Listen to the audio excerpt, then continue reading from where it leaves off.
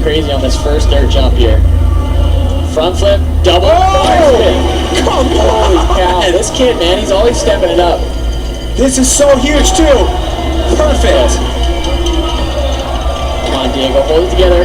Over-rotated, perfectly 360. Oh, come on! You caught that Wow. time. So he crashed on a backflip, tail up on that last year. Now he did a backflip, bar spin, a tail up. And it's a hit. I keep saying that, but man, it ain't Can he get this last trick? A cash roll, and he stomps it! Diego Caverzasi out of Italy, stomping another huge run here in Innsbruck. proving that Rotorua was not a fluke. This kid surprises himself every time he drops a run like that. That's a big run, and Brett's looking pretty nervous up there. I think that could be in contention. What do you think? Well, not only did he stomp those huge moves, but the execution was incredibly on point. He was putting his tires in the right place. He was catching his pedals early. He was landing straight. We're going to have to watch this entire run from top to bottom. So right here, he added a bar spin. He didn't land his first run, but he still wanted to step up, even though he just needed to get a run in the bag. Tell me why front flipping that cannon is worth so many points. Well, you can see how high he is off the ground. And if you've ever ridden a cannon, leaning over the front, it's the last thing you want to do. You're looking down at the ground that's probably 20 feet below you at least. Those elevated features, the front flips are going to be worth so many more points than if you do it on a double jump. Now here, the biggest combo in his run. So it was a backflip, bar spin to tail up. The tail up was a slight downside tail up because it's a hip.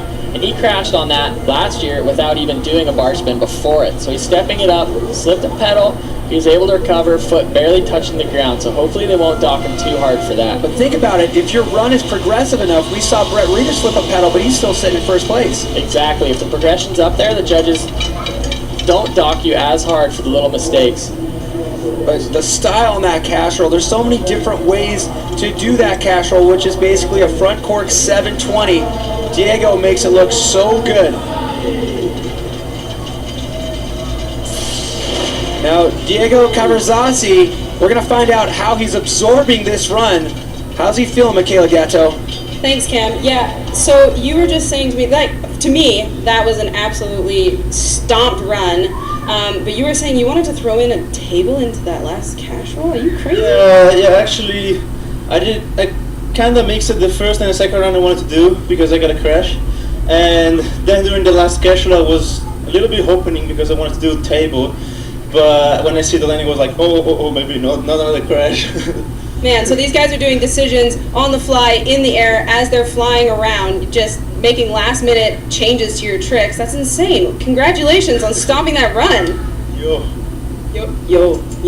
Yes, Diego. Well, a lot of improvisation in the sport of slopestyle. They're crafting their runs as they go. And another thing, they're never satisfied. So we're going to get the score right now for Diego Caverzasi.